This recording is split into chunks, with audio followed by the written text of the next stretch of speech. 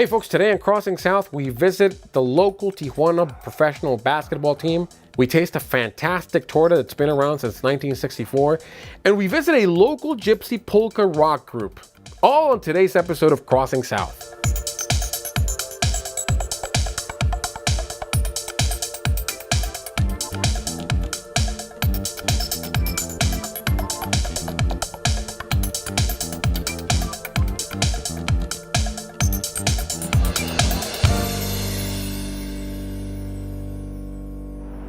You know, folks, another thing you can do in Tijuana, another source of entertainment is professional sports. We did the Cholos in one of our episodes. Well, now we're at the Municipal Auditorium, the Auditorio Municipal.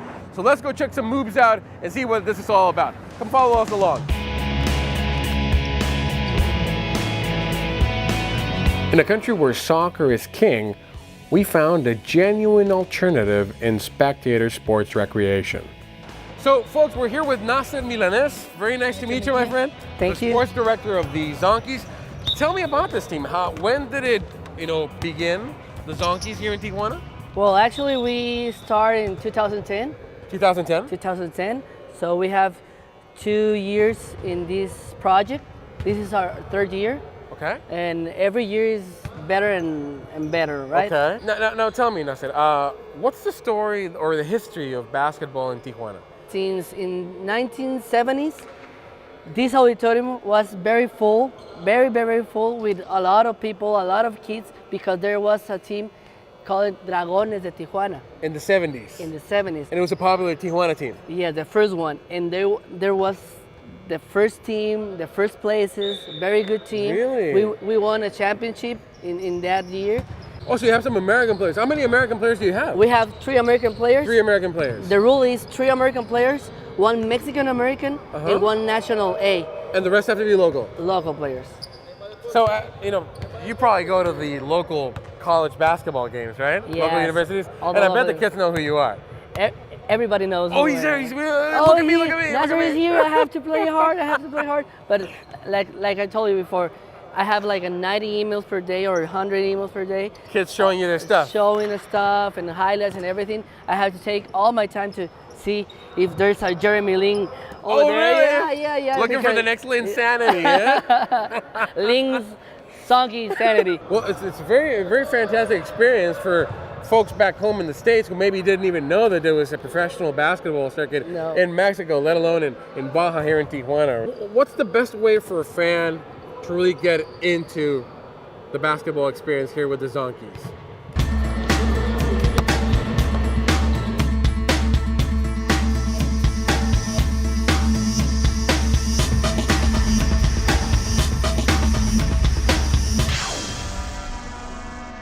Well, Nasser, I don't think it gets any closer than this, right? Perfect. Now you are my Zonky boy. Here's gonna be the 6th man. The 6th man, all right.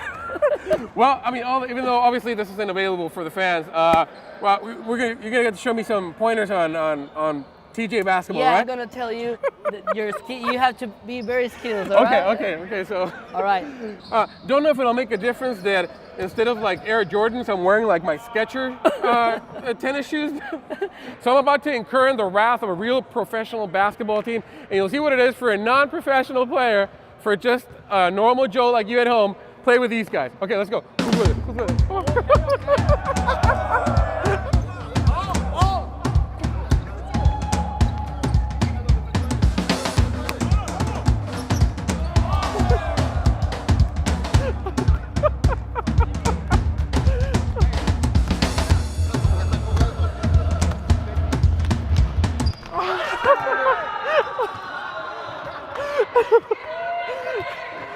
Blocked! That's what they call a block. Well, folks, in this league, each team has a quota of 3 foreign players. Well, this is it, right here. How you doing, my man? How you doing? What's your name? Morrison. Marcus Morrison and? Darnell Hugee. Darnell? Darnell Hugee and? Cyrus Tate. Size Tate? Cyrus Tate. Cyrus Tate. Well, guys, what's it like playing in Mexico, of all places.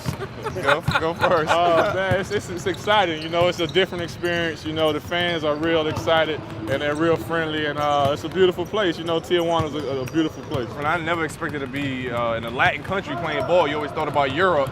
Right. But I mean, it's fun. So far, it's fun for me. I like it. How long have you been playing in Mexico? It'll be my second year playing in Mexico for the Zonkeys. It's been fun, you know. I enjoyed it last season, and you know, I wanted to come back. I was really excited. Where are you guys from? Where are you from? I'm from St. Petersburg, Florida. St. Petersburg, Florida? Brooklyn, New York. Brooklyn, New York? Chicago, Illinois. Oh my goodness. So we're well represented the U.S. here, right? Right. If friends from the U.S. come and see a game, are they going to enjoy it? Yeah, they'll enjoy it. I think we're pretty exciting to watch. A lot of competition. Guys play hard. You know, the young guys play hard. So, you know, overall, it's a good league to play in, and it's fun. You know, that's why I came back this year. There you have it, folks. The American contingent in this Tijuana Pro Basketball team. Now, can you guys show me some pointers on how to play a little bit of the game? Yeah? Oh man, Yeah, you want to learn how to dunk?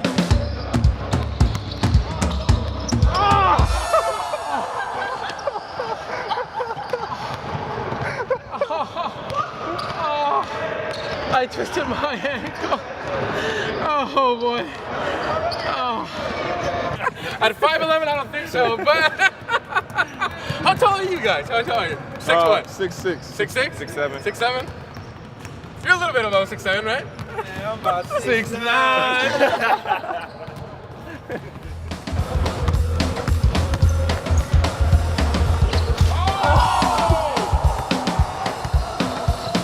That's the difference between a professional. Oh my goodness. I didn't even see him. I couldn't stop the fast one. Let's see if I can stop the heftier one. Okay. The shack.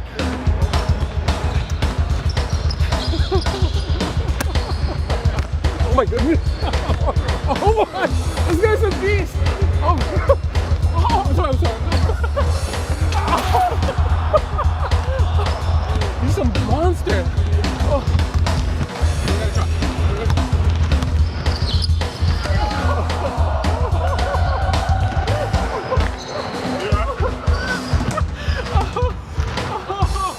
Oh boy. Okay, so we've been doing really fun activities on this show. Believe it or not, we did this segment right now without having breakfast. So we need to do some food. Off to food we go. Follow us along. You know, the Mexican answer to the hamburger is the torta. That's the Mexican equivalent. Now, since 1964 in TJ, there's a very famous joint called the Washmobile Tortas. And the name is because it used to be a stand in front of a car wash. You know, there's some method to these tortas.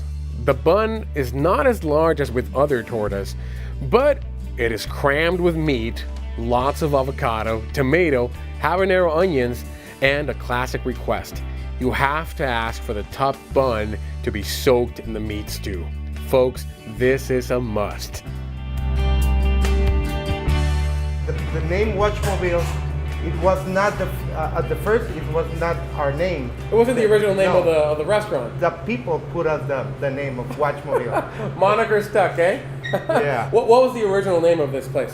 Tortas Guadalajara. Guadalajara. Oh, Yes. wow. That was the original name. And the people who started this restaurant, are they from Guadalajara? Yes, actually, but the original recipe, it was created here in Tijuana, but they come from Guadalajara. So original Baja Yeah. recipe. Yeah. So Totally Baja. we're gonna get to taste it. You're gonna allow us, right? Yeah, actually. So let's go right to it. Thank you, my friend. Very nice meeting you. Okay, nice to meet you. Okay, so this is the torta. This is the condiments if you wish to put on the hot sauce, and this is good stuff, folks. I mean, look at this monster. It's really not that big. Well, it is very big. It is very big. It is very hefty. I just want you to look at the meat in there. Incredibly juicy. It has all these meat sauces and the meat juices, and see how juicy that meat is.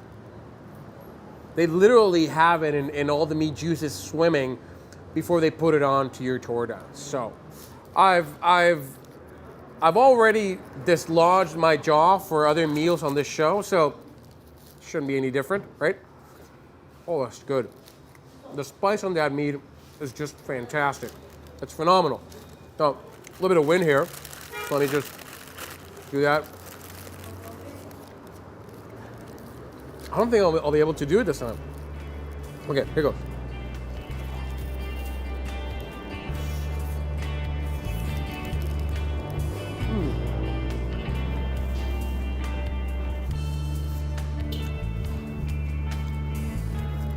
I think there's places in the world where avocados are $10 each.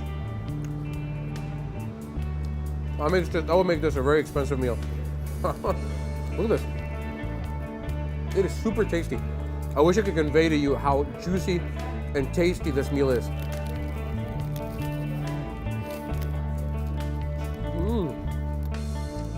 You're just gonna have to cross out yourself and try it. It's probably past 2 o'clock. This is the first thing we've eaten today, and it shows. I'm ready to devour this.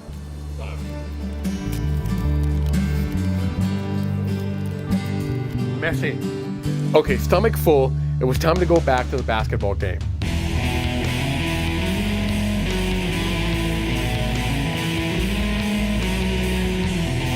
Okay, so we've already experienced the training part. Now let's check out if these boys can play. Let's check out a Tijuana basketball game, a professional basketball game.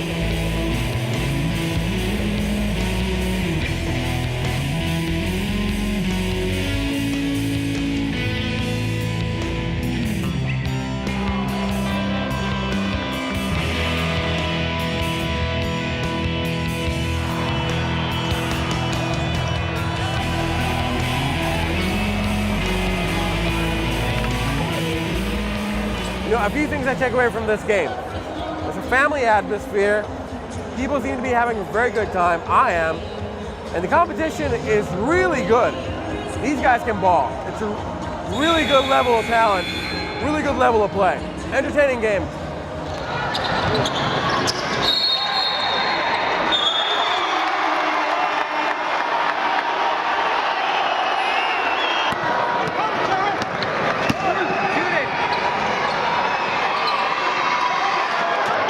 Now, regarding the game, our new friends really showed their stuff. Don't know if they were showing off for our cameras. Of course they weren't. I'm just being silly. But they really played like it was a dunk contest.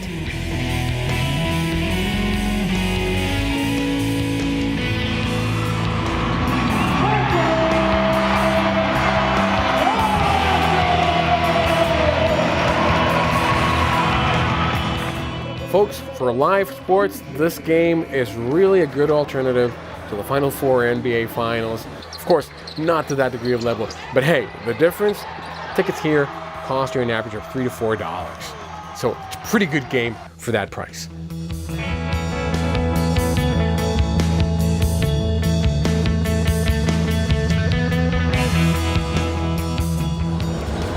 Only a TJ. I don't think the NCAA or the NBA has this kind of stuff. It's fun.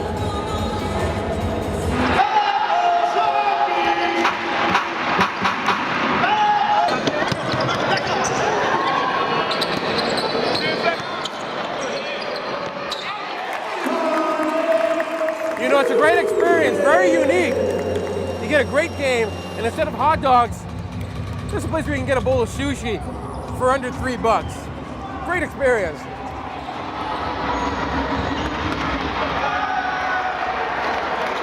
For many years, baseball and basketball were king and far more popular than soccer here in Baja due to the closeness to the US.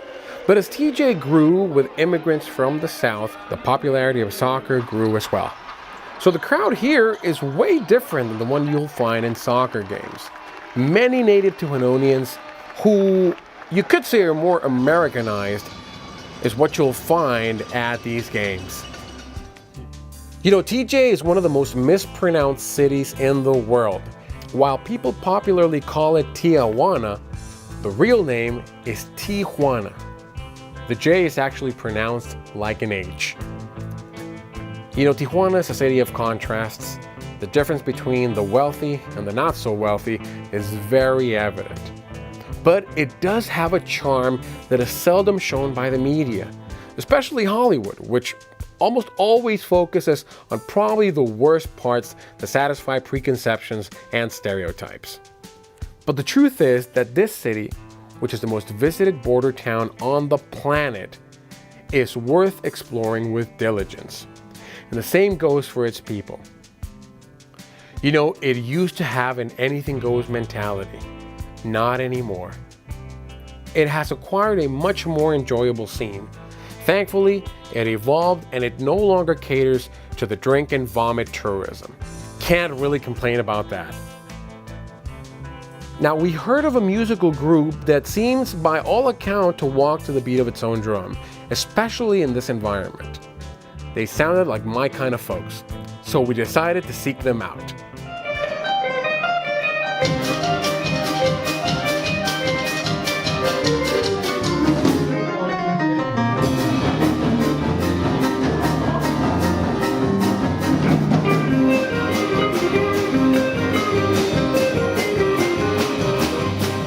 Well, folks, we're now here with the, I guess, folk, gypsy, they'll tell us, group called Ballenas de Jonas, which is Jonas whale.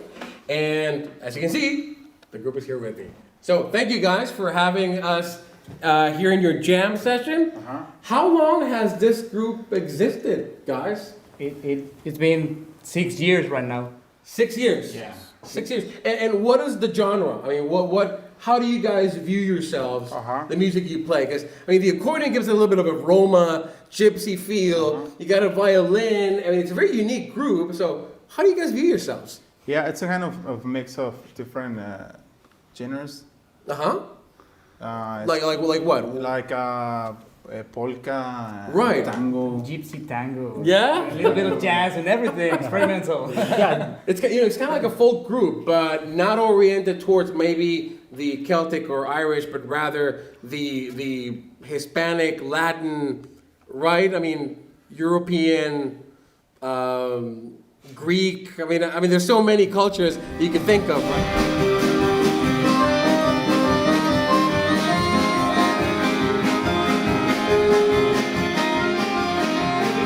I heard that you guys played with the Baja Symphony Orchestra. Is that true? Right. Yes. Well, that was like our biggest event or experience as musicians, because What was that like? well, it was great. It was very like a dream, you know. dream come true.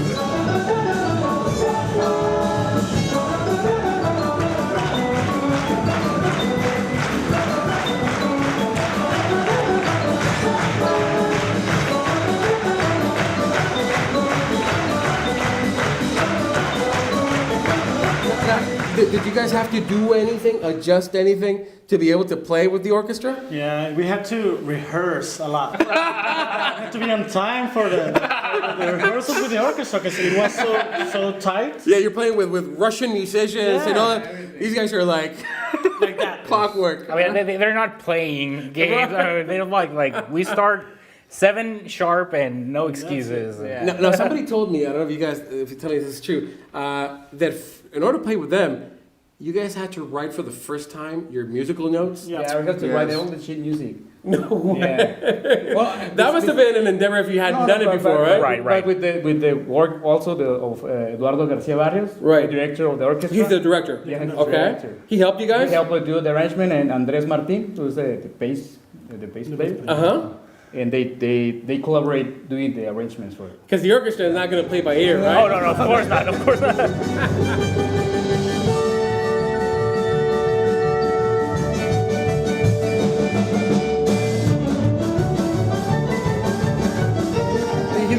He was telling me before, he literally went to this, I guess this house for older people, right?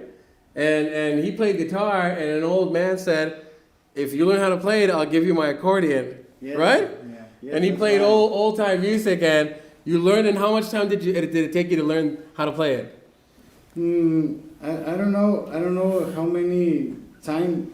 How many days did it take you? Like 2 weeks. Like 2 weeks. All day. So in 2 weeks, he comes back with this old man and says, look, and he plays it and the guy gives it to him. That's a fantastic story.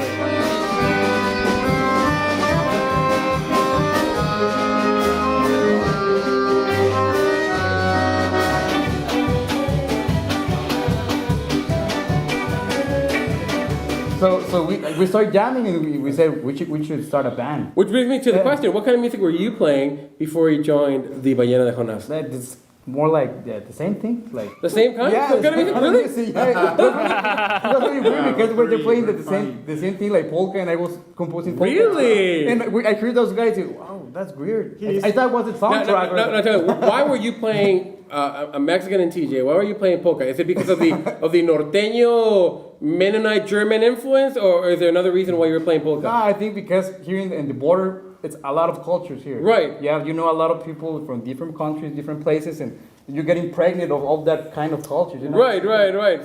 So you chose that one, right? Yeah, right. Yeah, I like that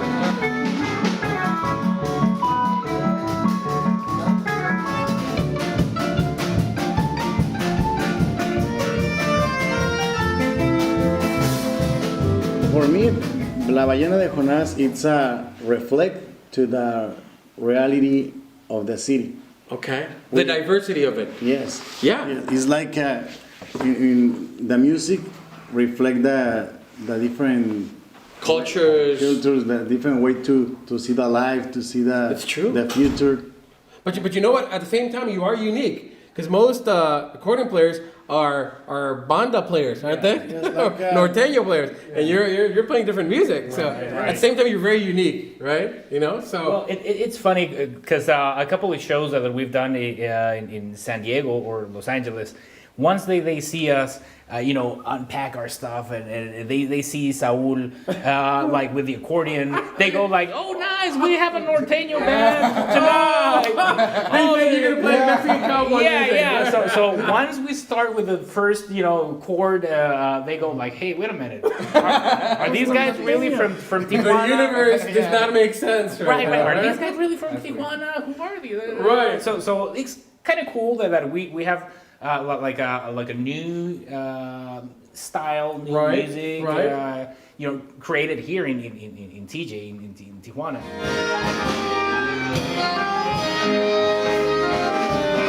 With globalization, I think it's all about fusions of cultures.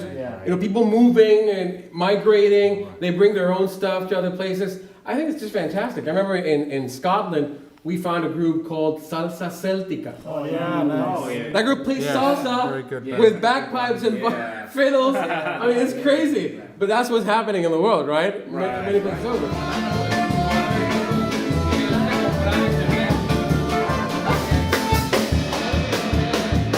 Now, I understand that your drummer here is part of the Symphony Orchestra of Baja. Is that true? Yep. You got a mole in here, guys. So how did that come about?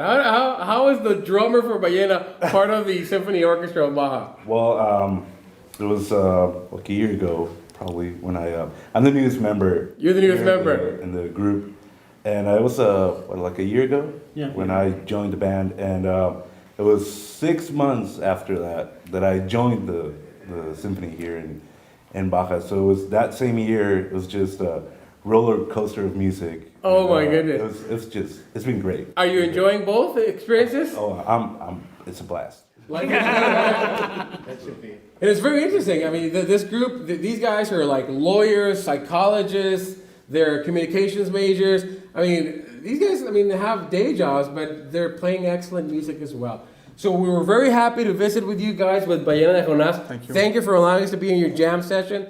I have to say, I'm really happy to find such an oncoming group like this, which may be one of many in other parts of the world, but here, in this environment, they seem to be but one of a handful of groups trying to implement different sounds and genres to create something new, something original. So I had to join the action.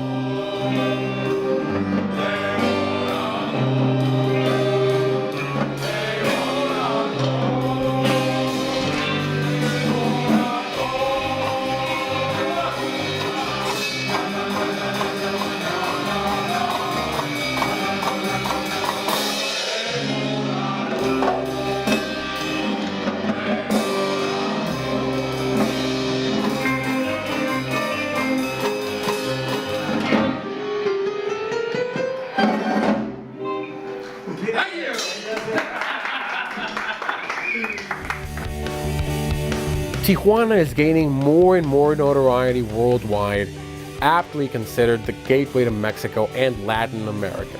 We hope you continue helping us explore it the next time we cross south.